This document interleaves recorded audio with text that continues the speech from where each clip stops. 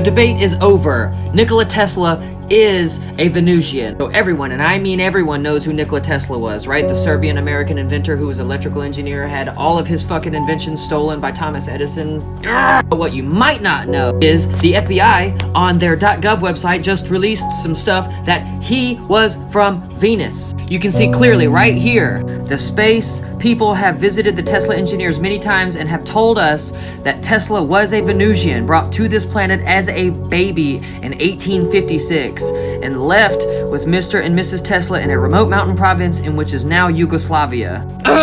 There's even testimony, okay, from a prodigy of Tesla himself. Blois Fitzgerald, an electrical engineer, it says, had been quite close to Tesla during his lifetime. But alas, we all know the tragic fate of Nikola Tesla, and now we know exactly who the government sent in, and possibly why all some crazy shit's been happening. You guys asked for it, so you got it. Tesla and the Venusian Connection, Part 2. In the last episode, we touched on the origins of who Nikola Tesla was, at least according to Earth history, and we saw within the documents, which I've read a little bit more about. Here at the bottom, it says how we were told that Tesla was brought here. As a matter of fact, I highlighted it right here, so you can just pause it. We even talked about a credible person who was there, electrical engineer Blois Fitzgerald. A brief Google search brings up several articles relating the last decade of Nikola Tesla's life in relation to his protege Blois here, okay? I encourage everybody to do your own research. Read first. But honestly, what you all might not know is this isn't the only Venusian-Venus connection that we've had with people, okay? He told me his name was Valiant Thor. He grabbed my hand. His hand was skin soft as a lady's or a baby's skin, but it was a grip of a man. And we spent 30 minutes, mostly me asking questions and he giving answers. And he claimed that he was from the inside of the planet that our Bible calls the morning. For this episode, I'm gonna just be quiet and let y'all listen. All of this time, Mr. Thor was at the Pentagon for 3 years, mind you. And he was going and coming at will. He was brought to the President of the United States, Dwight Eisenhower, and Richard Nixon, offered to give them information on how the American people could successfully live without sickness, without poverty, without disease, and without death. They told him, we're sorry that we cannot accept the information that you're freely giving us because it will ruin the economy of this nation.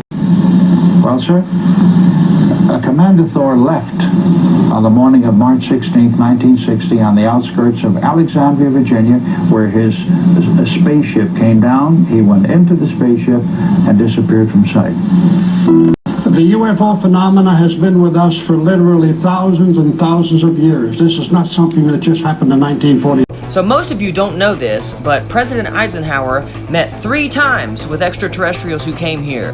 And he was given a dossier, an envelope of documents that one of them was for like the elixir of immortality, one of them was for free energy, and I believe the third part was like the ascension of human consciousness with which to surpass technology, period. And Eisenhower and his men spent an entire year, okay, going over these dossiers, and they said, no, we don't want this shit because it would destroy the economy of the world. We do not have anything to be able to replace it with at the moment. So when I get comments that talk about not knowing a person's intelligence, I can only point to abduction scenarios that have been happening for about 100 years now and relay people back to this idea that Eisenhower met with these aliens and they were abducting people in order to create a hybrid race, and that would explain why there's a lot of starseeds and everybody on the planet and why a lot of us just don't feel like we fit in.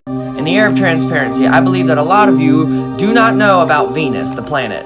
Second from our sun, okay, it is Earth's twin planet and the hottest in the entire solar system, where it traps greenhouse gases that is hot enough that it can melt lead. That is true. So when some of you said it's the hottest planet in our solar system, yes, that's true. But when others said it is a gas planet, no, it's not. Right here, the surface is a thin crust of rock that bulges and it shifts and it creates volcanoes. In many ways similar to Earth in its structure, it has an iron core approximately 2,000 miles in radius. A Venusian year is actually 225 Earth days, as a matter of fact, because Venus spins slower than us. Its thick atmosphere traps greenhouse gases, making it the hottest planet in our atmosphere. It is so hot, in fact, that it melts lead.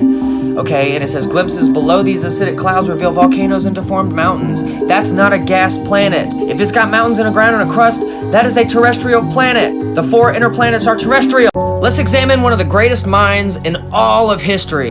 Tesla and his technology. So if you didn't know, this below is a short list of the achievements that Tesla was able to accomplish in his short lifetime with inventions that literally affect every day and every part of our everyday lives. From the alternating current, which is the allowing of current, energy, electricity on a wire to go both ways, laser beams, x-rays, robotics, smartphones, wireless transmitters, computers. Okay, circuit technology, this guy influenced everything. This is a really cool display sheet of like most of his inventions, okay?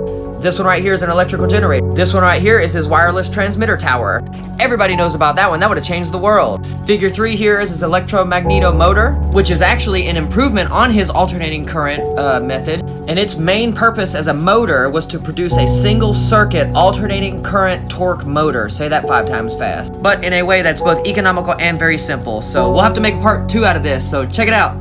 Tesla and his rainbow technology. If you don't know anything about this picture, let's talk about it. This image is called Tesla sitting in electricity. This photo was taken in Colorado Springs in his laboratory, and the thing he's sitting in is called his magnifying transmitter. And this whole contraption can produce just millions of volts of electricity. And as you see, it just discharges it like this. But this discharge is 22 feet long. 22 feet! In this wild picture here, Tesla is actually burning the nitrogen of the atmosphere. And this big, bright lightning flash is 12 million volts of electricity discharged all at once. Just kata! Ah! What's happening is the electrical pressure is exciting the molecule of nitrogen and causes it to react and like combine with the oxygen and just this whole discharge measures about 65 feet across, and Tesla just sitting right in the middle of it, just like a boss. Part 3 coming. The greatest mind to have ever existed, part 3. Here we go! In the last 2 episodes, we covered some technology about his patents and how he is a master of electricity and the electromagnetic field. But this is really special because this is the first ever photo taken using phosphorescent light. What is phosphorescent? Phosphorescence is light being created and emitted from a device that has no perceptible heat source or like combustion energy, like it just is. Yeah, the actual definition of it is phosphorescence is the persistent emission of light following exposure to and the removal of radiation. And what separates this from fluorescent light is the amount of time that the wavelength has to fall off. So if it persists, is phosphorescence, but if it doesn't, is fluorescent. Thank you, modern technology. Thank you, Tesla, for inventing all of this stuff for us. Thank you. And this photo is extra special. Tesla here is using his body while it is charged with electricity by means of like a high potential coil, right? Shit, I gotta do part 4. Tesla and his technology, part 4, I think. Okay, so this is the phosphorescence photo, right? That shows that light can be created from nothing through the persistence of a wavelength of light, right? Okay, so this is where I was at. Excellent. This is where we were. Tesla here has been charged to a high potential due to this coil, right? And this coil is picking up vibrations from a distant, faraway oscillator. There's that term again. We've talked about oscillation, and it's just the gyration or the movement of 2 fields within one body, right? And it creates an electromagnetic field. Well, Tesla's oscillator was really, really, really special. This bad boy right here is Tesla's oscillator. He fucking let it work for a while and had to like get up from sleep and destroy it with a hammer because the skyscraper he was in was like swaying to and fucking fro like that.